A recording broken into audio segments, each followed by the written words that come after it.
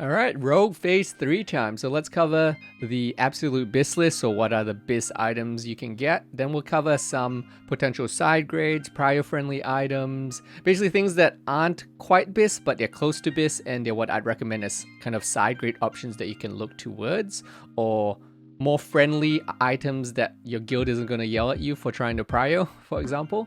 Then we're going to cover some top Prio picks. So these are kind of like if I was given a top 10 list and say, hey Snowmy, Prio these items, how would I want to Prio them? This is how I would rank the items in the order that I would Prio them personally for my own rogue. And then we're going to cover shadow resist as well, because some people want to know how to set out their early shadow resist set, and I'll show you the way I did it. It's kind of like a cost efficient way to do it, because I don't think you actually want to go too crazy on your shadow resist set, and I'll explain why in that section. And then finally we're going to cover murder and improve eviscerate. So a lot of people are asking me questions about, hey Snow, should I be using murder talents? Should I dump those 2 murder talents into improve eviscerate for phase 3?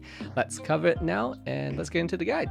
And before we continue, I do have to say thank you to all of you guys. You guys on the Patreon here who support me. I couldn't do this without you. As you guys know, I aim to make high quality YouTube content without the clickbait, without the BS, just good high quality guides, and I lose views because of that. And I couldn't do this without you guys on the Patreon who support me and make all these videos possible. So thank you so much to everyone on the Patreon for supporting. I appreciate it. If you want to help out, links in the description below. It's just like a Twitch sub, except you guys get extra perks, weak auras, and other cool things as thanks for helping make these videos and guides possible. So thank you so much. Let's get into the guide. Okay, so as always, I do have perks for the Patreons first. So I wanted to show you guys 2 updated weak auras I've done. One is already an existing Patreon weak aura that I updated and made even nicer for you guys. And another is a brand new additional weak aura I made for the patrons to track the explosives. So let's cover the brand new one first, is the explosives weak aura. So this weak aura that I have here shows you all your sapper timings and bomb timings and dynamite timings and regular sapper timings. So for people that don't know, there's actually 3 different timings for these. So you can see here, it's based on what you have in your bag. So you can see this new bar has appeared down here, and it will show only based on what I have in my bags. So right now I have fell iron bombs and sappers in my bag. But let's say I grab a super sapper out of the mail. You can see now I have super sappers appear down here as well.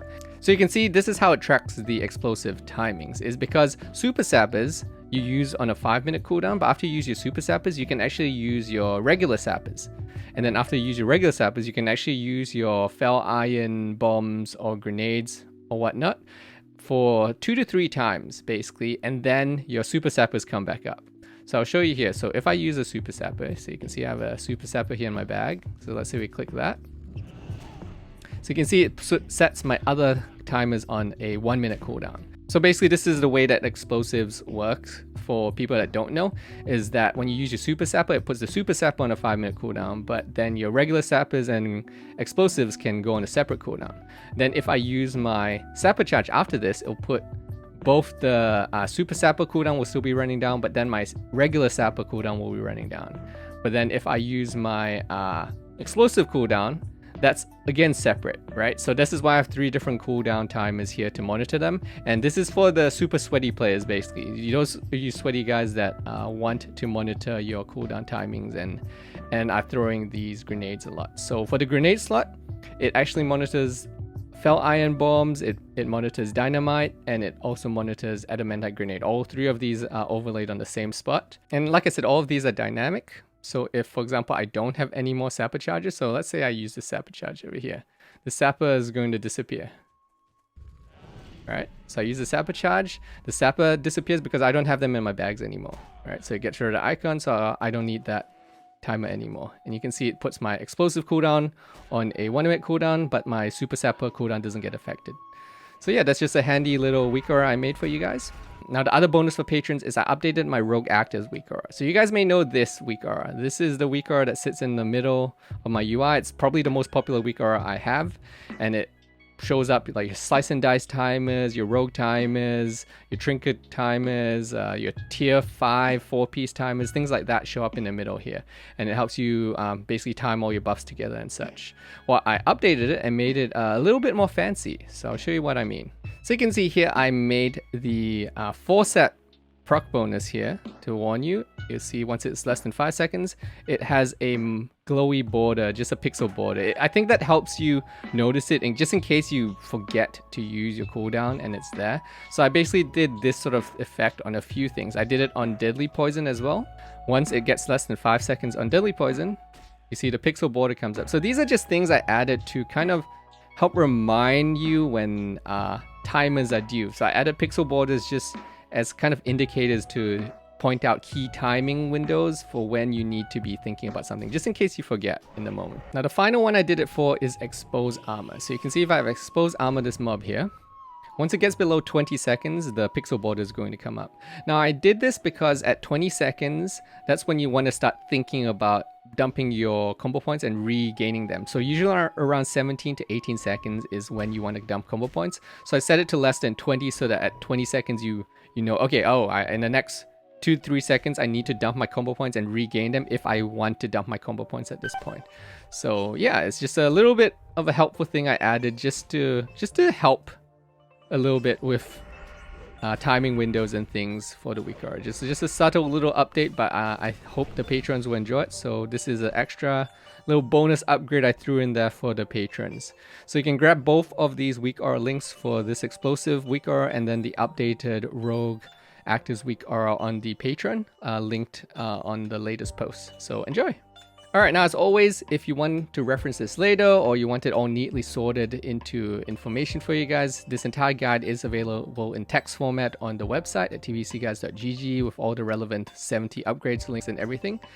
But yeah, let's go over the BIS list now. We'll start with a quick overview. Alright, so I'm here on 70 upgrades because I want to be able to mouse over you and show you the different upgrade paths you can pick as well. So here we have Cursed Vision of Shahraz, obviously super good helmet from Illidan. Rogues are not very high prio on this. In fact, we are kind of low prio versus the other classes because even though it's a really nice item, other classes get even more benefit on this than us. So just be aware of that. It's BIS, but we don't really get very good prio on the Cursed Vision.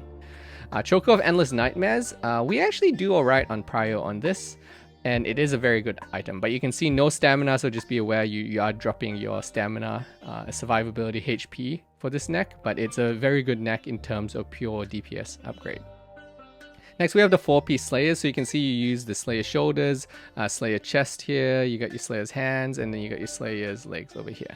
So 4-piece Slayers, all the Slayer pieces are really good. The shoulders are technically one of the better pickups, but because tier drops are doubled in the coming phase for this entire phase 3, I wouldn't really worry about tier. Tier is freebie, and all our tier is really good. So rogues are very lucky in that all of our tier here is really good and really kind of free to pick up.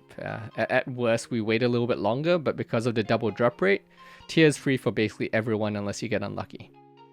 Now next we have Shadow Moon Destroyer's Drape. Really good back, nice solid maybe 10-ish DPS upgrade, but just be aware that there is a cloak coming up in phase 4, which I'll cover in a little bit and show you, that is not too far behind this actually, pretty close. So if you don't get this, don't feel too bad because there's another alternative option you can pick up next phase.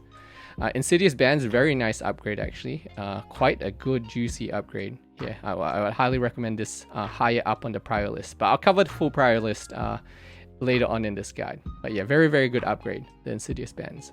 Warglaives, of course, obviously your BIS. Just be aware that if you're not getting Warglaives, or even if you are getting Warglaives, I would highly recommend all rogues do Arena this season. It takes you about a month. You need to be 1850 plus rating, but as far as points go, you can pick up enough points in roughly about a month. So 4 weeks of Arena, 10 games a week. If you can pick 3 friends or 4 friends, if you want to do 3s or 5s, and just bang out those 10 games every week, and that will give you enough points in like 4-ish weeks depending on what bracket you play in. Now as far as the rating goes, if you are on a popular server, I would honestly say if you are trying and you just can't get yourself to 1850, there are people or friends that will help you out, and it's not even against Blizzard Toss or anything. You can get friends to carry you. There's arena carries. 1850 is basically free for any glad rank 1 player to get you to that level. It's really not hard for a high level player to help carry you there if you want to join their 3s team or 5s team. So it's a highly recommended option if you're not Warglaves Prio, or even if you are, that you try to pick up a Vengeful Gladiator Slicer. Just because it's a very, very easy option, and you don't know how long you're going to be waiting for that Warglaive, even if you are Warglaive Prio. So I would highly recommend doing that just because it's easy. Honestly, I've seen people get carried to 1850 rating for as little as 1k gold, and that's like a day worth of farming if they weren't able to PvP themselves. And honestly, it's not even that hard to get to 1850 rating yourself if you want to earn it and feel like, oh, I earned that rating myself. It's actually not that hard to do, particularly in like the 5s bracket. Now, offhand, if you do not get Warglaves Prio, I would highly recommend you pick up Blade of Savagery, obviously, because it is basically BIS for the rest of the game. It's the only option you have. If you don't get Warglaves, you're basically using this for the rest of the game. So yeah, try to pick up Blade of Savagery if you are not Warglaves Prio. It is highly recommend something that you want to pick up. It's basically like a better Latros. Now for belt, you're still using your Belt of 100 Deaths. There are some not really that great options at this phase if you don't have it, but honestly most guilds will keep killing Vash because you can run straight to Vash and just kill Vash. So it's a kind of a no-brainer for a lot of guilds to keep doing Vash because it's super easy fight now. So yeah, I would still recommend most rogues try to pick this up if you don't have it yet. It's still BIS by quite a lot, and it's the best belt we have until phase 5 basically. Shadowmaster's boots are a nice solid DPS upgrade. Again, there is an alternative coming up in phase 4, so while this is BIS, it's not like a super high prio item that I would have, but we'll cover that later. Stormrage Ring, really good item. If I could pick one item that isn't Warglaves to pick up this phase for pure PvE purposes, it's Stormrage Signet Ring. Really good pickup, BIS for the rest of the game basically. So yeah, great ring for PvE rogues. A Ring of Deceitful Intent. Now, there's kind of 2 rings you can pick up for your second slot. You have this Ring of Deceitful Intent. This is drops from Shade of Akama. It's basically free. There's not many other people that want this. I think there might be 1 other or 2 people in your raid that might want this at most, for most people. So it's kind of like a freebie ring. But for this second slot ring, you can actually also pick up the Band of Eternal Champion, which is free. So yeah, just heads up, that's the rep ring. It's very good as well. We don't actually know how good it is because Band of Eternal Champion has an unofficial proc rate. We haven't been able to test it yet, but based on just an average 1 proc per minute number, the Band of Eternal Champion is fairly close to alternatives. It's kind of in that Ring of Lethality up to Band of Ranger General, Ring of Deceitful Intent, kind of in this area of rings. So if you can't pick up Ring of Deceitful Intent, this rep ring is still a good ring to use as well. Now for trinkets, you keep using Warp Sprinkle and Dragon Spine Trophy. There is the alternative trinket that we get this phase, which is the Ash Tongue Talisman of Lethality. And I don't like this as much as Warp Spring, but depending on the situation, it can still be pretty good. I would still rather have a Warp Spring Quell if you give me a choice, but if you don't have Dragon Spine Trophy and Warp Sprinkle, this freebie trinket that we get this phase is a good filler slot for that second trinket slot if you have 1 out of the 2. And for your range, you're still using Arcanite Steam Pistol. Now really quick before we move on and I explain some of the side grades a little bit more, people always ask me about gemming, and you see here for a lot of the gemming, I've done the 5 hit, 5 agility gemming.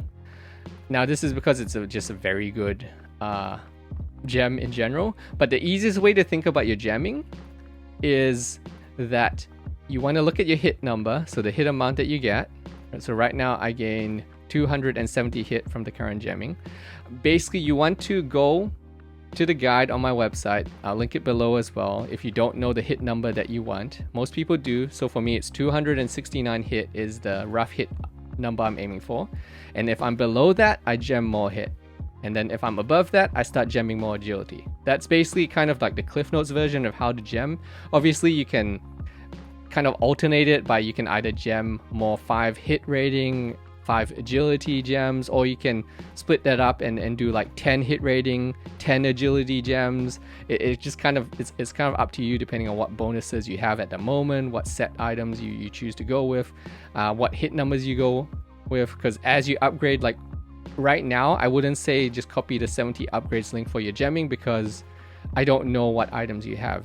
If you have one item here with less hit or more hit, it will change how much hit you need to hit that number in your head that you're aiming to hit. So yeah, just be aware that hit is very fluent. You don't have to hit that number, but the easiest way to gem is to just think, oh, I'm aiming for 269 hit. Okay, I'm under that, then I will gem more hit. And if I'm over that, I'll start gemming towards agility. So yeah.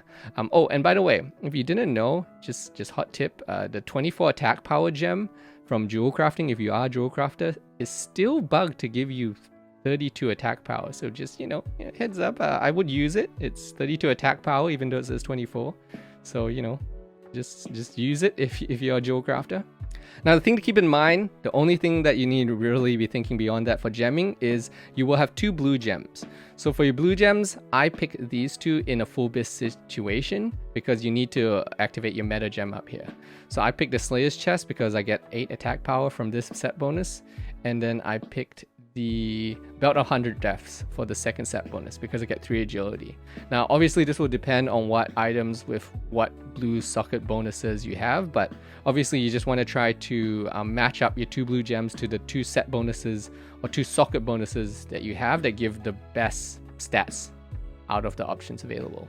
Okay, now quickly let's cover the alternate BIS pickups a little bit more. So, like I said, the Cursed Vision, really hard to get because we are not prio for that at all. Rogues are pretty much one of the last in line for prio. I still want it. I would still recommend if you're able to have a chance at it, you put it in your prio list.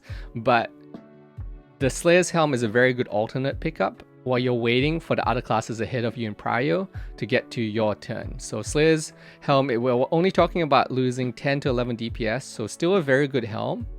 And it's basically free. I think maybe Pharaoh Druids might be ahead of us in the tier prio for Slayer's Helm, but again, tier is so plentiful with the double drop rate that it shouldn't be a problem. So yeah, pick up the helmet, especially if you're on Warglaves prio. Rogues are going to be sacrificing a lot of their prio anyway for those Warglaves.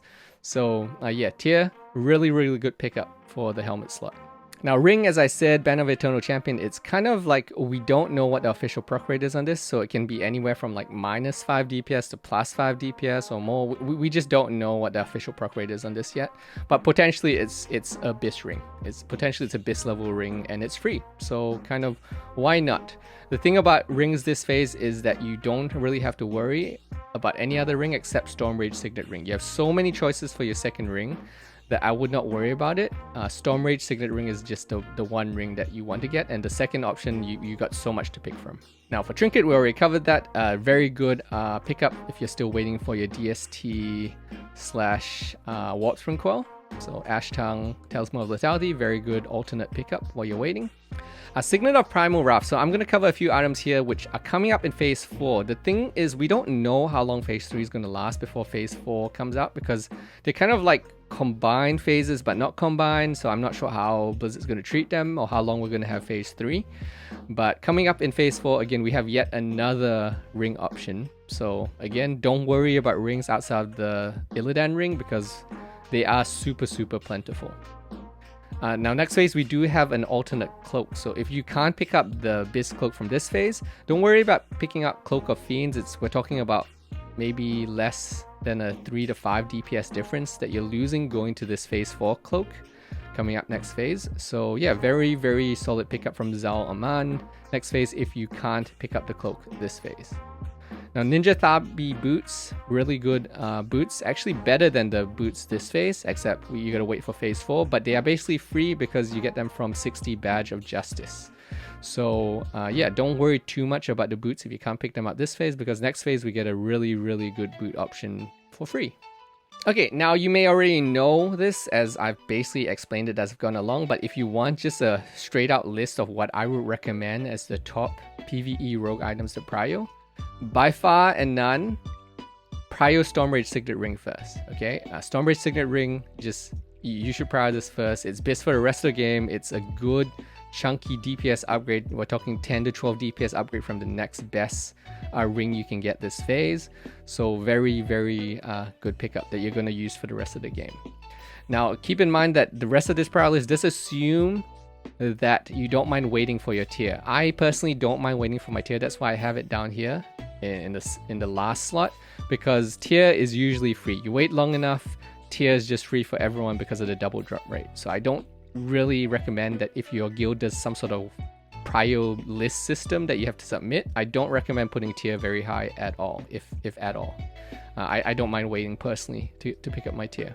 Now, second after Stormray Signet Ring, I would actually recommend you pick up the Choker of Endless Nightmares, because this doesn't get replaced until phase 5.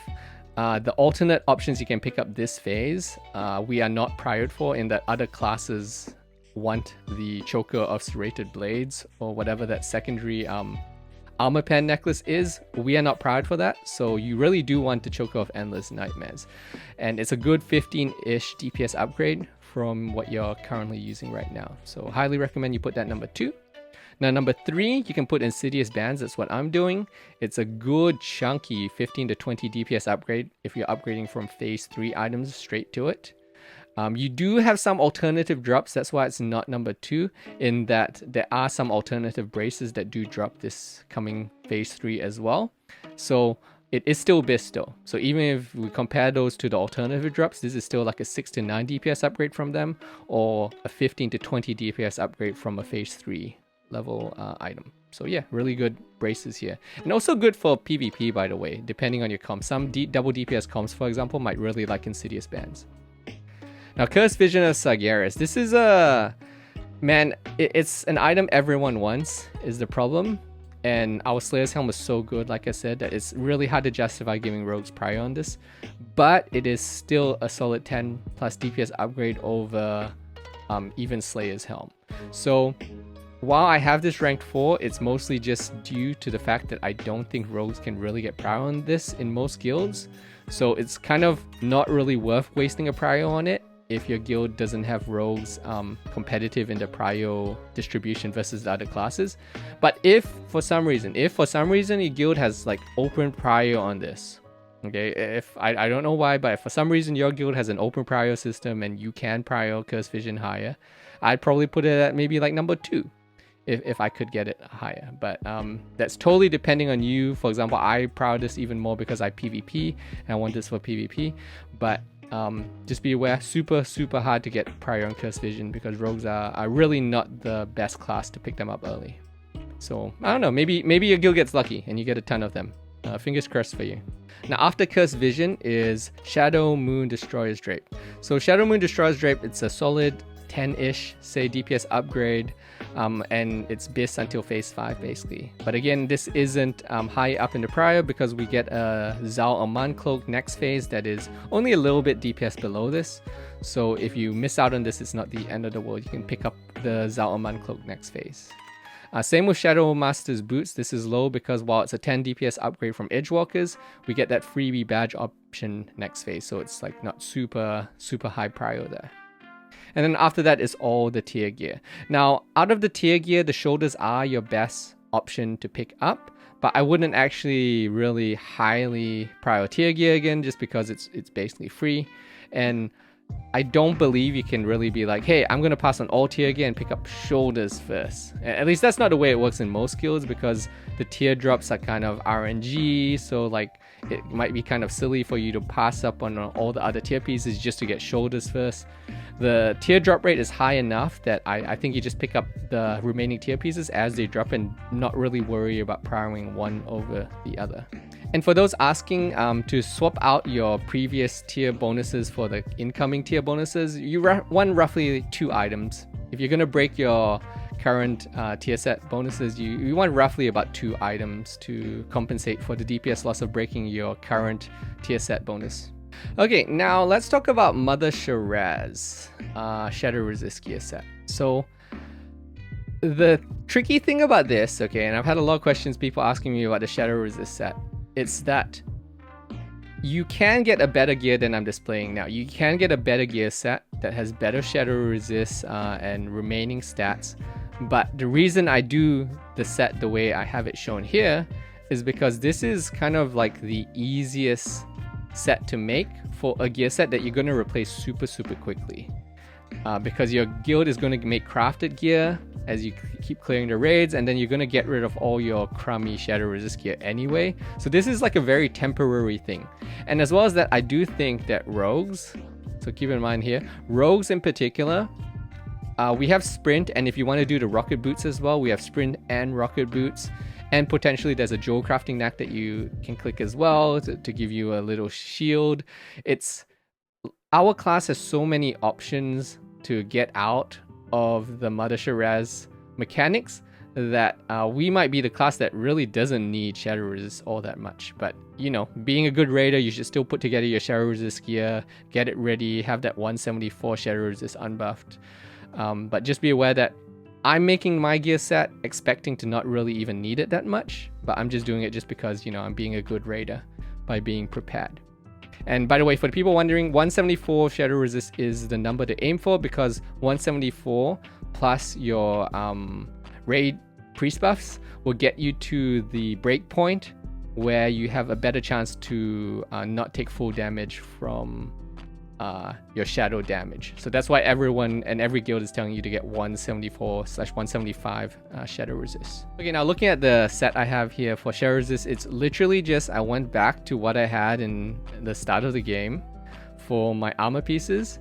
I shove shadow resist in as many slots as possible. So you can see here, I put my waste walker back in, I put my nether blade 2-piece back in, I shove the resist gems into them, the void spheres into every slot that isn't a meta socket. So you can see just resist slot gems here. I use the armor kits on the gloves, on the chest. I use the rep 7+ resist enchant, and I use the 20 shadow resist here on the helmet. So all of this gets me to actually exactly 174, I believe, for this set. Now the things to keep in mind here is with my shadow resist set is that this Abyssal Shroud is a quest. I have it linked in the guide here, but this is just a quest item in Hellfire Peninsula. Hopefully you either haven't done that quest yet, or if you did that quest, you shaved this item. But yeah, if you didn't save this item, there are alternates you can pick up. You can honestly just get and go buy a green shadow resist item for a couple hundred gold or whatever it is in your server. But if you haven't done the quest, the Abyssal Shroud's a really good pickup, because then you can get shadow resist on the item and then shadow resist on the enchant as well, and just double up and have a really good just one shadow resist item. Now I'm using the Veterans Leather braces here just because I can. I don't need them for PvP right away, so they're just a very good simming bracer with a gem slot that I can shove shadow resist in there. And then once I don't need them anymore, I'm gonna get rid of this and put it into my PvP set instead. So it's like just a temporary usage thing here. Oh, and you can see here I have fell leather boots. I just use these just because they have 2 slots for me to gem and shove more shadow resist in there.